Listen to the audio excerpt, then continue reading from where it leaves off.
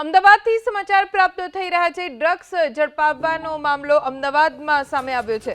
નારોલમાં MD drugs સાથે એકની ધરપકડ કરવામાં આવી। 5.30 લાખની કિંમતનું 53 ગ્રામ એમડી ડ્રગ્સ જપ્ત કરવામાં આવ્યું છે। રતલામના ગજનફર ઉર્ફે શાલુખાન નામના શખ્સની ધરપકડ કરીને તેની સામે કાયદાકીય કાર્યવાહી શરૂ કરવામાં આવી છે। આ ડ્રગ્સ તેની પાસે ક્યાંથી આવ્યું, કોણે આપ્યું, કોઈને આપવાનો હતો કે નહીં, કેરિયર તરીકે કામ કરતો હતો કે કેમ, કોણ કોણ તેની સાથે સંકળાયેલું છે, તમામ સવાલોના જવાબ મેળવવા માટે હવે તપાસ શરૂ કરવામાં આવી છે। નારોલ સર્કલ પાસેથી સાલુ ખાન કરીને રતલામ એમપીનો રહેવાસી છે, જેની 53 ગ્રામ એમડી સાથે ધરપકડ કરી છે। કુલ 5,30,000 રૂપિયાનો મુદ્દામાલ થાય છે। રતલામથી તે અહીં નારોલ આવી અને છૂટક વેચાણ ગ્રાહકોને કરતો હતો। રતલામમાં અબરાર ખાન કરીને એક માણસ છે, એની પાસેથી આ એમડીનો જથ્થો લાવ્યો હતો અને છૂટક વેચાણ કરતો હતો।